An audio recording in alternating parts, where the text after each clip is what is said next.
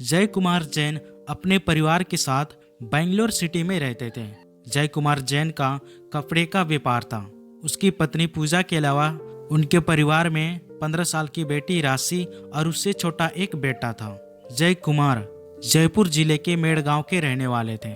पैसों की कोई कमी नहीं थी, इसलिए परिवार के सभी लोग ऐशो आराम की जिंदगी जीने में यकीन करते थे। उसके परिवार को देखकर कोई भी ऐसे ही जिंदगी जीने का सपना देख सकता था, सुख शांति सभी चीजें। पर किसी वजह से घर में एक साथ नहीं रह पाते थे। माँ बाप अपनी बेटी और बेटे पर जान छिड़कते थे। 40 साल के जय कुमार चाहते थे कि उनकी बेटी राशि जिंदगी में कोई ऊंचा मुकाम हासिल कर ले। 17 अगस्त 2019 को उनकी पत्नी पूजा और बेटे को पुडुचेरी में एक रिश्तेदार के यहाँ फंक्शन में शामिल होना था। शाम 7 बजे अपने पत्नी और बेटे को कार से रेलवे स्टेशन छोड़ने के लिए जाते हैं और इसी बीच घर पर उनकी बेटी राशि अकेली थी। पत्नी और बेटे को रेलवे स्टेशन छोड़ने के बाद जय कुमार घर वापस आ जाता है। घर आने के बाद बाप बेटी दोनों साथ में डिनर करते हैं। डिनर करने के बाद राशि अपने पापा के लिए दूध का गिलास लेकर उन्हें दे देती है। वैसे तो हर दिन रात को सोते समय ये काम उनकी पत्नी करती थी, लेकिन पत्नी के चले जाने पर उनकी बेटी ने ये फर्ज निभाई।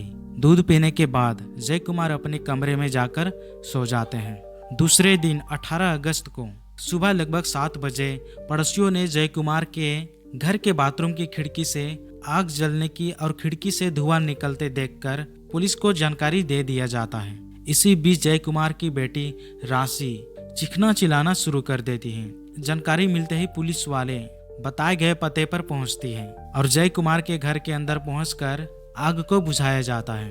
पुलिस वाले ने बाथरूम के अंदर जय कुमार का जला हुआ शरीर दिखाई देता है। कपड़े के व्यापारी जय कुमार घर के बाथरूम में आग लगने से और आग में जलकर उनकी हत्या होने की जानकारी मिलते ही मोहल्ले में खबर फैल जाती है। देखते ही देखते जय कुमार घर के बाहर पड़ोसियों की भीड़ जमा हो जाती है। पुलिस ने पूछताछ शुरू की और जय कुमार की बेटी पुलिस को बताती है कि वो सुबह नहाने के लिए बाथरूम गए थे। तभी अचानक इलेक्ट्रिक शॉर्ट सर्किट से आग लगने से पापा जल गए और उनकी मौत हो गई।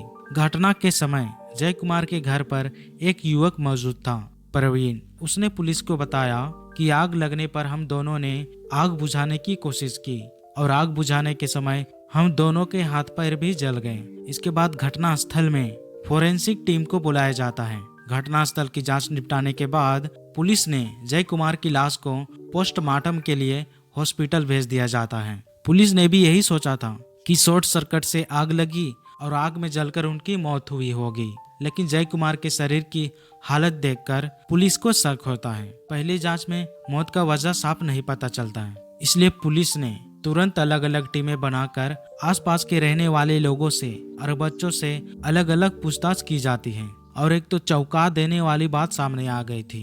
पुलिस को मरे हुए जय कुमार की बेटी राशि अपने पड़ोस में रहने वाला प्रवीण के प्रेम संबंध के बारे में जानकारी मिली थी। घटना के समय भी प्रवीण जय कुमार के घर पर मौजूद था। पुलिस को समझते देर नहीं लगी कि जरूर दाल में कुछ काला है। घर में जांच के दौरान फोरेंसिक टीम को गद्दे पर खून के दाग मिले थे, जिन्हें साफ किया गया था। इसके साथ ही फर्श और दीवार पर भी खून साफ करने का निशान था।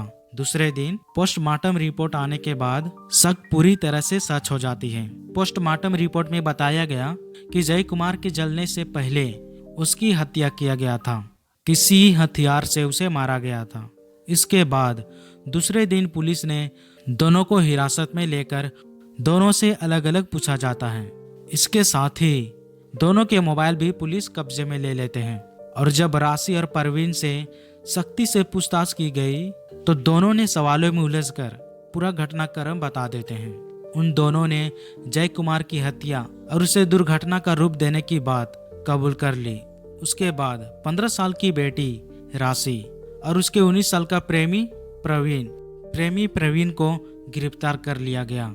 हत्या में इस्तेमाल किया गया चाकू जिसे घर में छुपाया गया था, उस चाकू को बरामद किया गया। साथ ही खून से सना हुआ गद्दा को। राशि और प्रेमी प्रवीण ने हत्या की जो कहानी रची थी वो इस तरह से थी। जय कुमार जैन की बेटी बेंगलोर सिटी के एक इंटरनेशनल स्कूल में पढ़ती थी। उसी स्कूल में जय कुमार के पड़ोस में रहने वाला प्रवीण कुमार भी पढ़ता था। प्रवीण के पिता एक निजी कंपनी में काम करता था और कुछ महीने पहले ही उसके पिता के साथ साथ कई कर्मचारियों को कुछ लाख रुपए देकर कंपनी से निकाला गया था और पैसे को पिता ने प्रवीण के नाम से बैंक में जमा करा दिया था। इन पैसों के ब्याज से ही परिवार का गुजारा चलता था। प्रवीण उनका एक लौता बेटा था। राशि और प्रवीण पिछले 5 साल से दोनों प्रेम संबंध में थे। प्रवीण राशि से 3 साल सीनियर था। राशि 10वीं क्लास में पढ़ती थी, जबकि इंटर करने के बाद प्रवीण शहर के एक प्राइवेट कॉलेज में एडमिशन लिया था। अलग अलग स्कूल कॉलेज होने की वजह से दोनों का मिलना जुलना बहुत कम हो गया था। इसीलिए राशि अपने प्रेमी से फोन पर बात करती रहती थी। देर तक बेटी मोबाइल पर बात करना और चैटिंग में लगे रहना पिता जय कुमार को पसंद नहीं था।